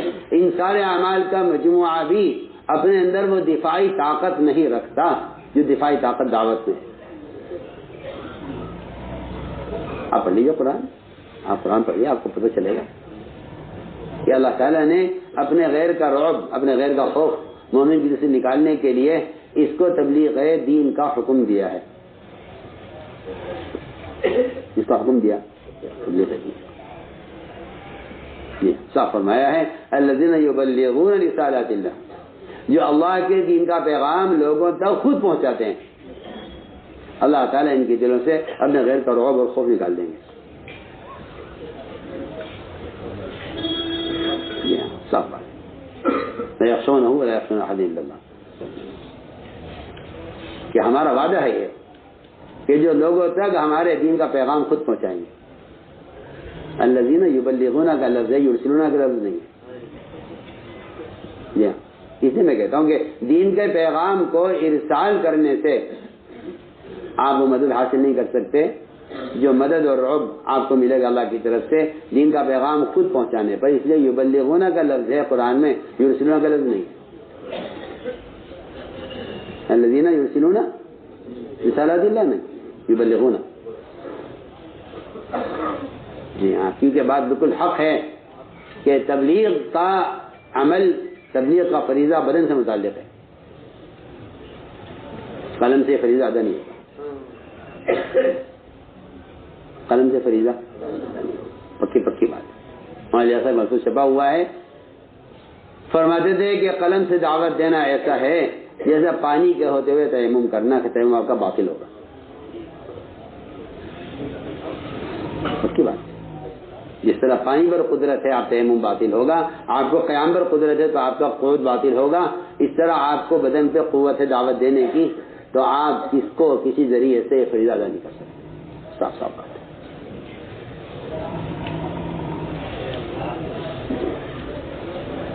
گونگے کے ذمہ فرض ہے کہ وہ ہاتھ کے اشارے سے دعوت دے.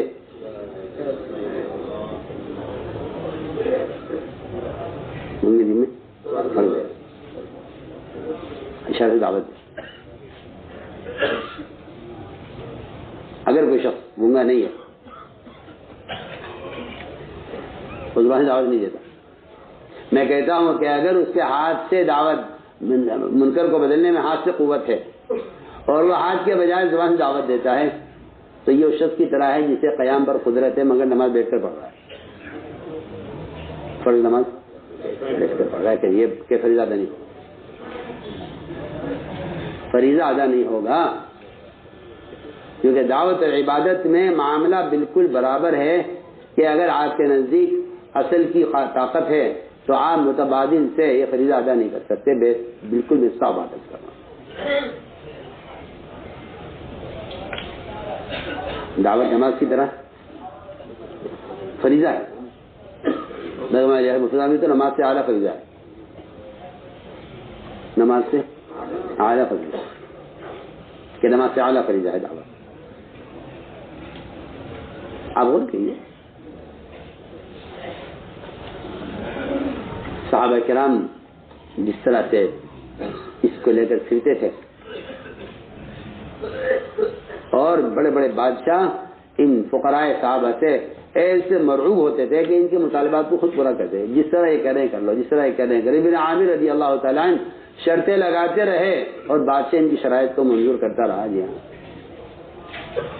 جو یہ کہہ رہا ہے وہ کرو، جو یہ کہہ رہا ہے وہ کرو. بادشاہ نے، لوگوں نے کہا گزرا نے، آپ اس پاگل کی باتیں میں آگے میں پاگل یہ نہیں، پاگل تم ہو، دیکھے نہیں اس کی بات میں کتنی قوت ہے. یہ کیا بات ہے؟ اس کی بات میں کتنی قوت ہے، کتنا جماؤ اس کی بات میں. میں کہتا ہوں کچھ نہیں ہے، الفاظ ہی تو ہے نا، الفاظ ہی تو ہے. کفار نے یہ کہا کہ ایسا کر لو کہ دریائے دجلہ کا ادھر کا حصہ تم لے لو، ادھر کا حصہ ہم لے لیں، ادھر کی زمین تمہاری جگہ زمین ہماری. یہ مشرکین نے کہا.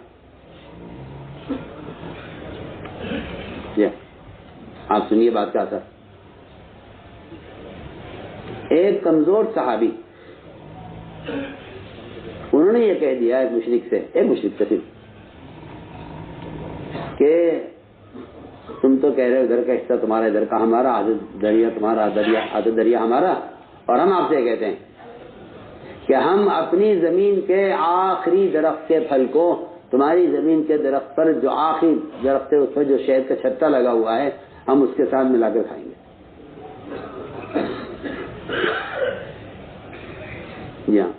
کوئی بہت بڑی تقریر، کوئی بہت بڑی دلیل، کوئی بہت بڑی قرآن کی آیت، کوئی ایسا کچھ نہیں. کسی بات کے جواب کہ تمہاری زمین کا جو آخری درخت ہے ادھر اس پر جو شہد کا چھتا لگا ہوا ہے اس شہد کو اور اپنی زمین کے آخری درخت کے پھل کو ساتھ ملا کر کھائیں گے. یعنی زمین یہاں سے لے کر وہاں تک ہماری درمیان سر دریا ہمارا ہے. اتنی سی بات کہ مسلمانوں کی زمین پر قبضہ کیا ہوا انہوں نے اتنی بات کہہ دی. یہ بات ایک مسلمان نے ایک مشرک سے کہی, سارے مسلمان جمع ہو کر نہیں کہی, ایک فرد کی بات, اور کفار میں سے بھی ایک فرد سے کہی. اس نے اس بات کو جا کر نقل کر دیا کفار میں کہ بھائی ان کے ایک آدمی نے یہ کہا ہے.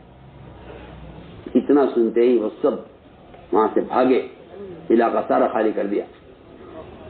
ہر ایک ڈرا ہوا تھا کہ یہ کیا کہہ دیا, سارے بھاگ گئے. ایک آدمی بوڑھا آدمی تھا, اس سے بھاگا نہیں جا رہا تھا. اس سے پوچھا بھائی تم کیوں بھاگ رہے, کیا ہوا؟ کہ بھائی تمہارے ایک آدمی نے یہ بات کہی ہے, تمہارے ایک آدمی نے یہ بات کہی ہے. کس نے کہی جی یہ انہوں نے کہی. انہیں پکڑا صحابی کو کہ بھائی تم نے کیا کہہ دیا, یہ سارے بھاگ رہے ہیں تمہاری ایک بات کی وجہ سے. کہنے لگے خدا کی قسم میں نے تو کچھ بھی نہیں کہا. کہ تم نے یہ نہیں کہا کہ تم ہم ادھر کا پھل جیسے کہ شہد سے کھائیں گے, کہ نہیں میں نے نہیں کہا. وہ کہتے نہیں اسی نے کہا ہے. روایت میں ہے کہ فرشتہ ان کی زبان پر بول کر چلا گیا. اس فرشتے کی بات کا اتنا اثر ہے کہ اس کو مشرک نے جا کر نقل کیا اپنے سارے کفار و مشرک کے درمیان, تو وہ سارے دشمن زمین چھوڑ کر بھاگ گئے. آپ سے اندازہ کر لیجیے, بات کے نقل کرنے میں اتنا رعب ہے تو اصل کی بات میں کتنا رعب ہوگا اندازہ. میں ایک حقیقت ہے, لوگ سمجھتے ہیں کہ بس خروج تو ایسے ہی ہے, اس سے چاہے نکل جائے, اس سے چاہے نہ نکلے, جی کوئی لازمی نہیں ہے. جی ہاں, آج بھی لوگوں کا خیال یہ ہے کہ یہ قتال کے فضائل کو تبلیغ میں استعمال کرتے ہیں. مجھے اس سوال پر تعجب ہے, مجھے اس سوال پر انتہائی تعجب ہے. مجھے اس سوال میں انتہائی تعجب ہے. اس اعتراض پر بھی حیرت ہے کہ دعوت کا فریضہ جو اقامت دین کے لیے تھا اور نفر کے سارے فضائل جو اقامت دین کے لیے تھے اسے عارض پر محمول کر کے چھوڑ دیا. یہ بڑے افسوس کی بات ہے. میں کہتا ہوں امت کے اصلاح کی وجہ یہی ہے. اب سوچئے نا, اگر باطل آپ سے دوستی کر لے تو کیا دعوت کا فریضہ ختم ہو جائے گا؟ سوچیے آپ, یہ کیا بات ہوئی کہ یہ تو قتال کے فرائض ہیں, یہ تو قتال کے فضائل ہیں. اگر قتال ختم ہو جائے اور باطل آپ سے مصالحت کر لے اور آپ سے لڑائی نہ وہ, تو میں تو آپ سے بالکل بے تکلف کرتا ہوں کہ جس رعب سے اللہ نے مدد کی جس امت کی, وہ اصل رعب نقل و حرکت کا ہے, اور وہ رعب خود دعوت امت تک خود ان کی دعوت پہنچانے کا رعب ہے. یہ قرآن صاف کا ہے کہ اللہ کے دین کا پیغام لوگوں تک خود پہنچاتے ہیں, ہم ان کے دل سے غیر کا خوف نکال دیتے ہیں. اس لیے میرے دوستوں یہ 3 اسباب ہیں قرآن کے اندر جس سے اللہ تعالی اس امت کو غالب رکھا تھا اور ساری اقوام باطلہ اس سے مرعوب تھی. وہ 3 چیزیں تھیں: آپس کی اجتماعیت, اتباع سنت اور دعوت اللہ. اس لیے ہمارا دل کہتا ہے کہ ہمارے سارے ممبروں سے خروج کے فضائل اس طرح بیان کیے جائیں کہ عام سے عام مسلمان اس راستے میں نہ نکلنے کو اپنے لیے گناہ سمجھنے لگے کہ مجھ سے گناہ ہو رہا ہے. سب بات ان سے گناہ, اس سال کا خروج چھوٹ گیا, مجھ سے گناہ ہو گیا. 1 سال کا خروج چھوٹ جانے میں آدمی اپنے آپ کو مجرم یقین کرے, اپنے آپ کو مجرم یقین کرے گا کہ مجھ سے جرم ہو گیا. یہ ہم فرماتے تھے کعب بن مالک کے واقعے میں جو ہنگامہ ہوا ہے, اس ہنگامے کا مقصد ہی یہ بتانا تھا امت کو کہ اللہ کی ناراضگی کا سب سے بڑا سبب اس راستے میں نکلنے میں تاخیر کا ہونا ہے. اس صاف فضل کے بیان سے نقل کرا کہ اس کا ہنگامہ اس لیے ہوا تاکہ امت سمجھے کہ صرف قبائل یہی نہیں ہے کہ آپ شراب پی لیں، نعوذ باللہ، زنا کر لیں یا نماز چھوڑ دیں یا چوری کر لیں، نہیں۔ ان سارے جرائم کے عام ہونے کا جو بنیادی سبب ہے خروج کا چھوٹ جانا، وہ سب سے بڑا عذاب کے آنے کا سبب یہ بنا ہے، سب سے بڑا عذاب کے آنے کا سبب یہ بنے، سب صاف محفوظ ہیں۔ اس راستے میں نکلنے میں کوتاہی موجب عذاب ہے۔